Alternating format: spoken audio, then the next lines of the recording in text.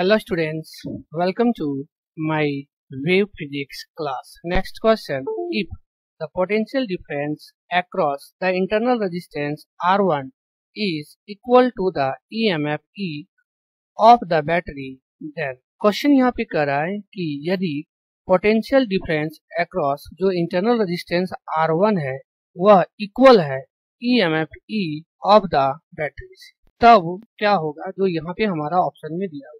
तो यहाँ पे हम सॉल्यूशन में देखेंगे कि ये दोनों जो सेल है जो EMF है वह सीरीज में हमारा है। यहाँ पर जो हमारा टोटल EMF जो हो जाएगा, ओके, जिसको हम मान लेते हैं E नेट, वह हो जाएगा E प्लस E, दोनों का जो है वह सेम वैल्यू है, ये हो जाएगा 2E।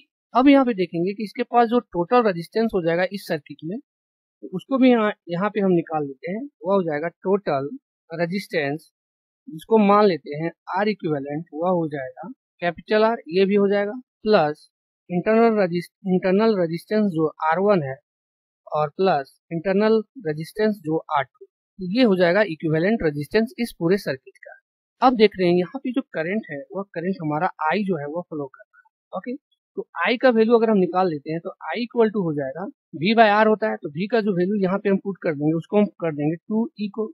ओके, और जो रेजिस्टेंस हो जाएगा इक्विवेलेंट, उसको हम लोग यहाँ पुट कर देंगे R plus R1 plus R।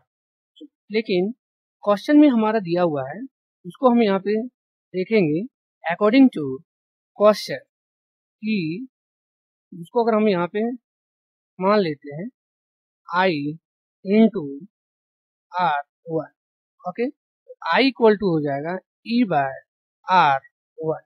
Okay, ये मेरा हो गया है पहला इक्वेशन और ये हो जाएगा हमारा दूसरा इक्वेशन। अब दोनों इक्वेशन को हम इक्वेटिंग कर देंगे, इक्वेटिंग इक्वेशन 1 एंड 2, ये हो जाएगा E bye R1 equal to, ये हो जाएगा 2E by R plus R1 plus R2, E cancel.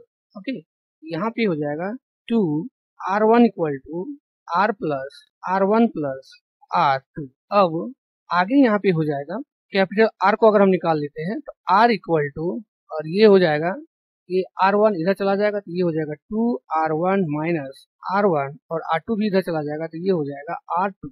Okay, यहाँ पे R इक्वल टू हो जाएगा R1 माइनस R2, ये हो जाएगा हमारा इस क्वेश्चन का जो है वह आंसर। ओके, और ऑप्शन जो है वह हमारा C नंबर ऑप्शन जो है वह correct option. Okay, thank you all of you.